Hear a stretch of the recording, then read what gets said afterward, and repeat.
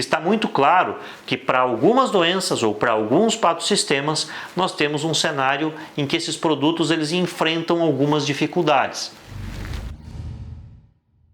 Ano após ano, o manejo de patógenos segue sendo um dos maiores desafios para os agricultores e técnicos no campo.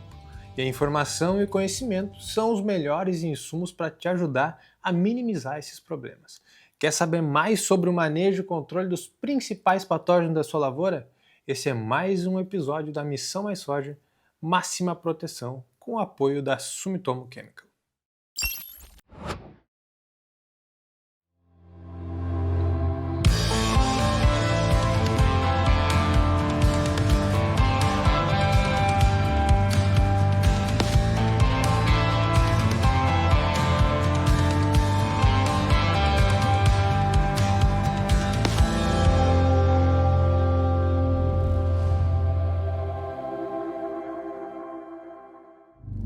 Olá, eu sou o Nédio Tormen,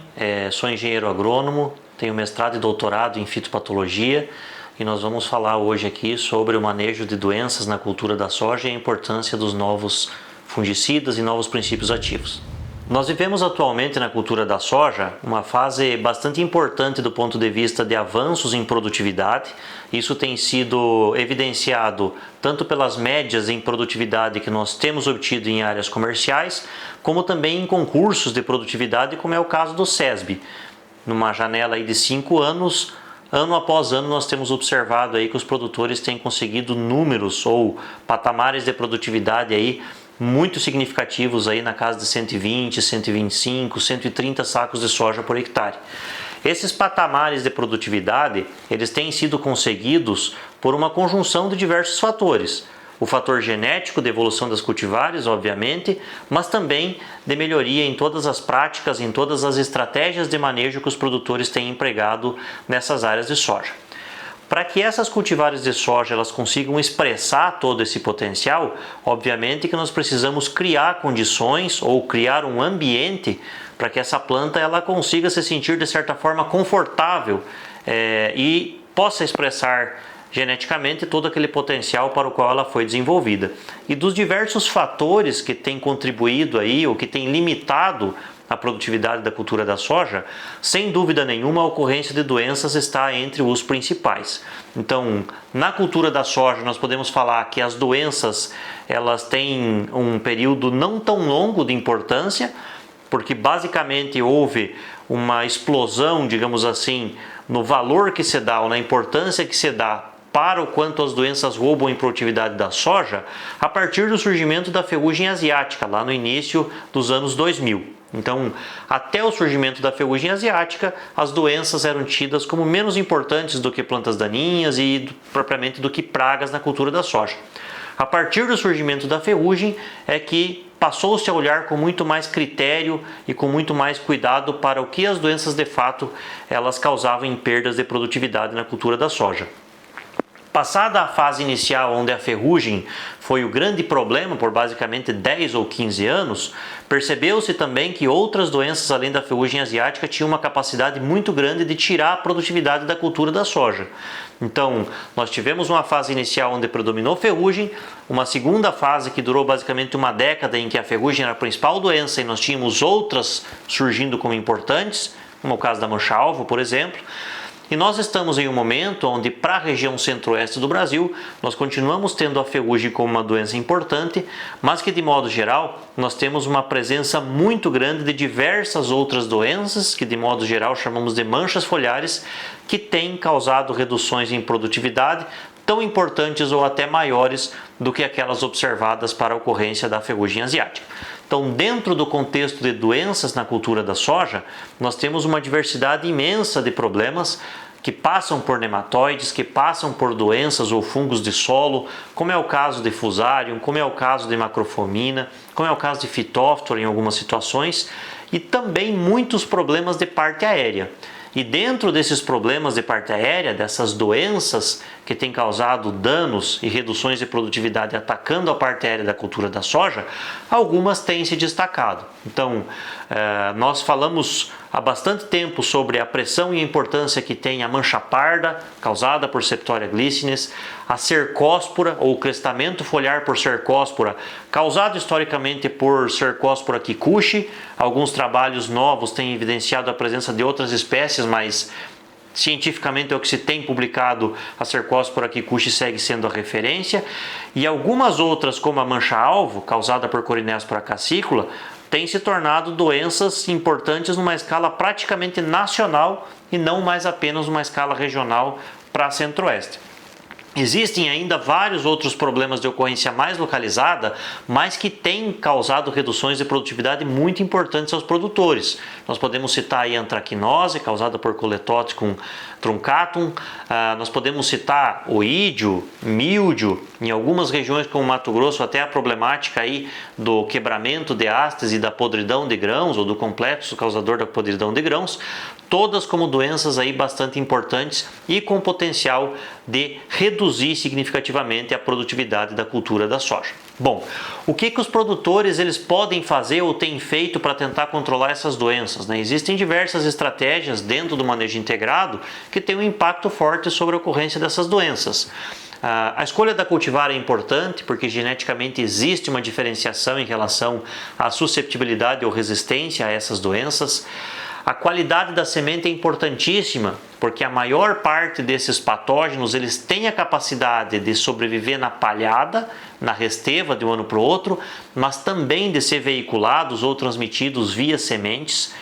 A utilização ou não da rotação de culturas ou da rotação de cultivos, que para o cenário atual,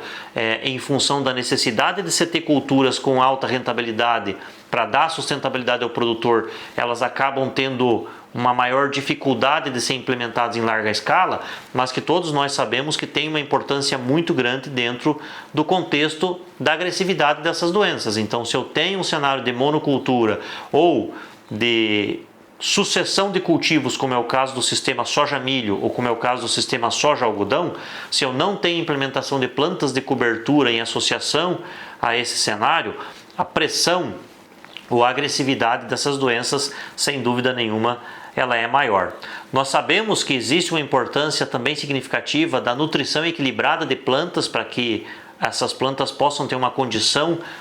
de maior rusticidade ou tolerância quando desafiadas por algumas doenças, e ainda diversas outras estratégias, como por exemplo o plantio na época mais adequada, a população adequada, manejo da arquitetura de plantas. Todos esses fatores em conjunto, eles vão determinar se essa planta vai estar mais ou menos suscetível ou se o cenário é um cenário para que você tenha uma maior ou menor ocorrência de doenças dentro da cultura da soja. E obviamente que todos esses fatores têm uma interação muito forte com o clima, certo? Então, se o clima contribui mais ou contribui menos, eu posso ter variação na ocorrência dessas doenças. E eu deixei para comentar por último, propositalmente, uma das estratégias que tem sido utilizadas em larga escala e que hoje é uma das principais responsáveis pela manutenção dos bons níveis de produtividade das lavouras de soja, que é a utilização de fungicidas, tanto em tratamento de sementes quanto em parte aérea. Então, os fungicidas, que no passado eram realizadas aplicações apenas em algumas áreas de soja, hoje estão presentes em praticamente 100% das lavouras de produção de soja, e pelos dados atuais, o produtor brasileiro ele realiza em média 4 aplicações de fungicida ao longo do ciclo, e eles têm sido responsáveis por boa parte do controle de todas essas doenças que nós mencionamos, marcadamente aí a mancha-alvo, a mancha parda, a cercóspora, a antracnose, que têm sido doenças aí de bastante evidência dentro do cenário da soja. Então, dentro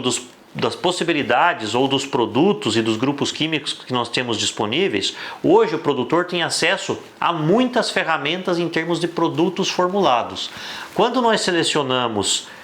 princípios ativos e não mais produtos formulados, ainda o produtor tem acesso a um número significativamente bom de princípios ativos. E quando nós colocamos a lupa para os grupos químicos disponíveis, nós vamos perceber que não existem tantos grupos assim que estão sendo utilizados com bastante frequência nessas aplicações, especialmente de parte aérea na cultura da soja. Então, a história de fungicidas em soja, ela passou pelo uso de benzimidazóis, ela teve um momento muito importante de triazóis naquele começo da ferrugem, depois evoluiu para o uso de produtos com as misturas triazol e estrobilurina, depois evoluiu para misturas com triazol ou estrobilurina e carboxamida e misturas triplas de triazol, estrobilurina e carboxamida, e a partir ali de 2012, 13, se intensificou também a associação de fungicidas multissítios juntamente com esses todos que nós citamos. Existem outros grupos sim sendo utilizados, como é o caso das morfolinas, como são os casos aí de produtos focados em doenças mais específicas, como o mofo branco, né? Mas de modo geral esses grupos químicos que eu citei têm sido aí os utilizados em com maior amplitude, digamos assim, dentro do cenário da soja. E dentro de cada um desses grupos nós temos alguns ou diversos princípios ativos. Quando nós pegamos os dados atuais que mostram a eficiência que esses fungicidas têm obtido para controlar as doenças em soja, está muito claro que para algumas doenças ou para alguns patossistemas nós temos um cenário em que esses produtos eles enfrentam algumas dificuldades. Então, se nós pegarmos a ferrugem,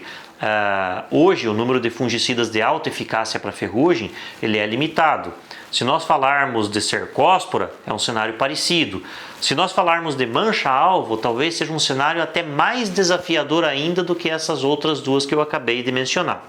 E isso tem ocorrido por uma série de mudanças no sistema de cultivo, mas cuja principal delas é a evolução das populações dos fungos, dos patógenos, onde a partir da utilização massiva de fungicidas para controlar as doenças que esses patógenos causam,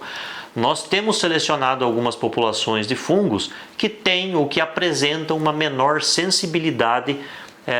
quando eu faço a aplicação desses fungicidas para controle. Então, isso começou e foi visto mais claramente com a ferrugem, que desenvolveu aí resistência ou que foram selecionadas populações menos sensíveis a triazóis e depois populações menos sensíveis ou resistentes a estrobilurinas e carboxamidas, mas que está presente para os outros patógenos também. Então, quando você pega a cercóspora, por exemplo, nós temos populações de cercóspora que são resistentes a fungicidas do grupo das estrobilurinas, por exemplo. Se nós pegamos a mancha-alvo, nós temos populações que são resistentes a estrobilurinas e que são resistentes a carboxamidas. Então, esta adaptação dos patógenos, aonde a pressão de seleção pelo fungicida tem selecionado populações resistentes ou menos sensíveis, tem feito com que alguns desses produtos, quando comercialmente avaliados, demonstrem algumas fraquezas, algumas fragilidades e um nível de controle que está aquém do que aquilo que se buscaria para oferecer para o produtor rural, né? Então, existem estratégias que podem ser empregadas para manejar a resistência e o produtor tem feito uso de muitas delas. Talvez as principais que se possam citar sejam a diversificação de grupos químicos e ingredientes ativos fungicidas que eu estou utilizando e a associação desses produtos que são de modo de ação específica com os fungicidas de ação multissítio, que tem uma menor propensão ou que não tem relatos de resistência dos fungos a esses fungicidas em situações de campo. Então, essas duas estratégias, quando empregadas com critério, elas atrasam, elas retardam o processo de resistência. Mas elas não são suficientes quando nós pensamos a médio e longo prazo. Nós precisamos considerar que o Brasil é um país que está numa zona tropical. Nós temos uma pressão de doenças muito elevada, muito agressiva e que para conseguir conviver nesse cenário, nós precisamos utilizar todas as estratégias de manejo integrado e também os fungicidas em aplicações de larga escala. Então, quando nós pegamos o cenário da soja hoje, que já tem mais de 40 milhões de hectares e que nós fazemos 4 aplicações de fungicidas na média para toda essa área, nós estamos falando que existe uma pressão de seleção muito grande contra as populações. Nós vamos precisar rotacionar ativos e ingredientes ativos, nós vamos precisar associar eles com multissítios para retardar o processo de resistência, mas não precisamos de mais. E hoje, Quando nós pensamos em novas estratégias ou novas ferramentas que consigam nos ajudar a continuar controlando bem as doenças e a continuar elevando os patamares de produtividade da cultura da soja, sem dúvida nenhuma, o desenvolvimento de novas ferramentas, de novos fungicidas, com mecanismos de ação novos, com grupos que não estejam ainda sejam utilizados, eles são importantíssimos por representar a possibilidade de eu ter aplicação de produtos que ainda não foram expostos ao processo de seleção e que ainda não enfrentam problemas de resistência por parte dos fungos, né? E aí cabe ressaltar um ponto em que quando eu tenho resistência no campo, existem diversas formas pelas quais os fungos se tornam resistentes ou menos sensíveis aos fungicidas. Então, mudança de sítio-alvo, superexpressão de proteína ou de enzima, detoxificação desses fungicidas. E para aquilo que nós enfrentamos e temos em soja atualmente, a maior parte dos casos de resistência que são relatados, eles são casos em que a resistência ela é cruzada, ou seja, se eu tenho uma população de fungo que ela se torna resistente ou menos sensível a um fungicida dentro do grupo, a um princípio ativo dentro do grupo, de alguma forma isso acaba afetando a todos os ingredientes ativos que fazem parte daquele grupo. Às vezes em níveis diferentes, afeta mais um ativo do que outros, mas pelo fato de existir essa ancoragem, digamos assim, na resistência cruzada, eu acabo afetando de modo geral todo o grupo. Então, quando eu tenho possibilidade de novas ferramentas fungicidas que são ingredientes ativos novos, ou que tem um mecanismo de ação diferenciado, ou que pertencem a um grupo químico fungicida cujo mecanismo de ação ainda não foi muito exposto, eu acabo tendo a médio e longo prazo uma ferramenta importantíssima para ajudar os produtores a continuarem tendo níveis altos de controle dessas doenças, dando no final de tudo maior sustentabilidade para toda a cadeia produtiva da soja. Então, para finalizar e colocar como uma mensagem importante, os fungicidas são hoje uma das principais estratégias de manejo de doenças que nós temos na cultura da soja.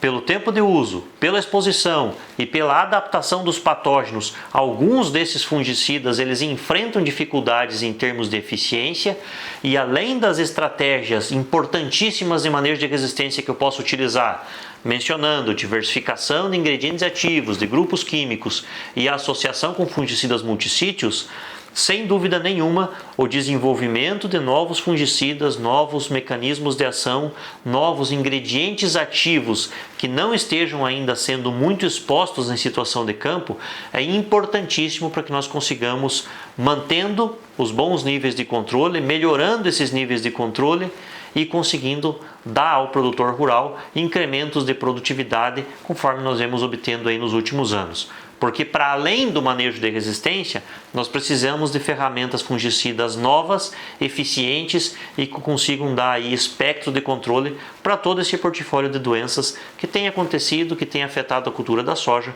e que tem um potencial grande de roubar a produtividade aí dos produtores rurais.